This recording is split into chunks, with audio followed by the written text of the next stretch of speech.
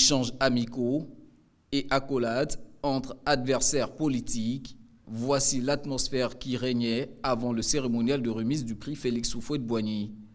L'ambiance, elle, est montée d'un cran lors des entrées respectives des présidents Henri Konan Bédié, Laurent Gbagbo et Alassane Ouattara. En une même salle, l'UNESCO, à travers son prix Félix Houphouët-Boigny pour la recherche de la paix, a réussi à réunir la Côte d'Ivoire dans toute sa diversité. Pose sur les divergences pour célébrer la mémoire du père de l'indépendance, celui que tous les intervenants ont qualifié d'apôtre de la paix. Le film diffusé à l'occasion a permis aux anciens et aux plus jeunes de se remémorer l'engagement de Félix Houphouët-Boigny pour la paix dans le monde. Nous voulons la paix, indispensable à la construction harmonieuse de notre pays, et nous voulons vivre en paix avec tous nos voisins, quel que soit le régime politique choisi par eux. Des cérémonies comme ça, c'est bien pour la paix. Hein? On ressort d'une telle cérémonie avec beaucoup de fierté, fierté d'être ivoirien, fierté de connaître que grâce au père fondateur de cette nation, la Côte d'Ivoire joue un rôle clé sur le soutien international en matière de promotion de la paix. Les anciens présidents Henri Konan Bédié, Laurent Gbagbo, autour de leur frère, le président Alassane Ouattara, c'est plus qu'une simple rencontre fraternelle, c'est la réconciliation entre toutes les familles politiques de notre pays, entre tous les fils et toutes les filles de la Côte d'Ivoire. Ce genre de cérémonie nous rappelle que nous avons absolument besoin de la paix, nous avons absolument besoin de la réconciliation, nous devons travailler à cela.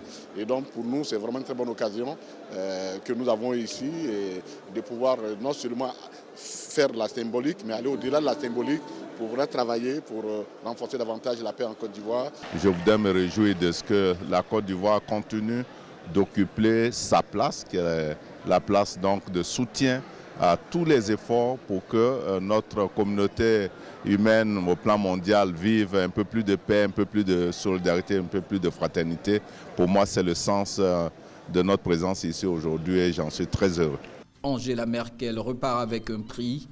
Les Ivoiriens, eux, sont repartis avec une conviction renforcée, celle de préserver et de cultiver la paix, telle que voulue par Félix Houphouët-Boigny.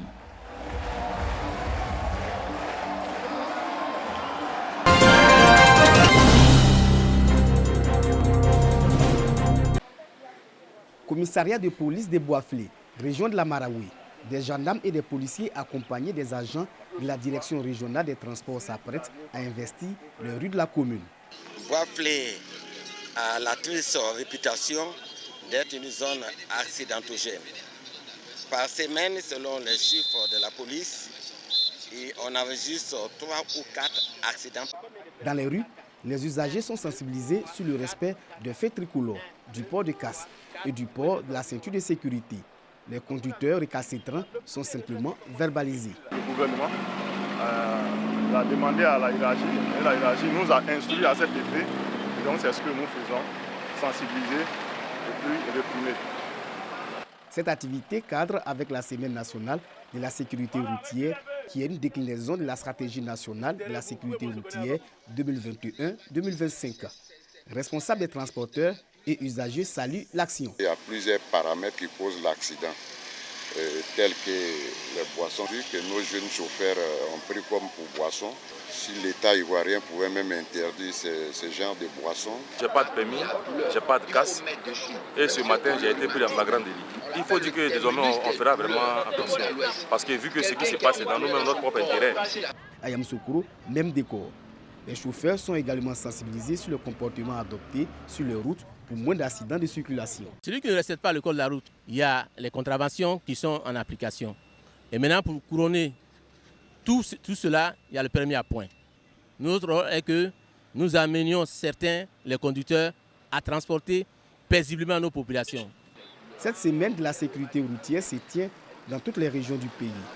Depuis le 19 janvier, le Conseil des ministres a adopté l'entrée en vigueur le 1er mars 2023 du principe du permis à point.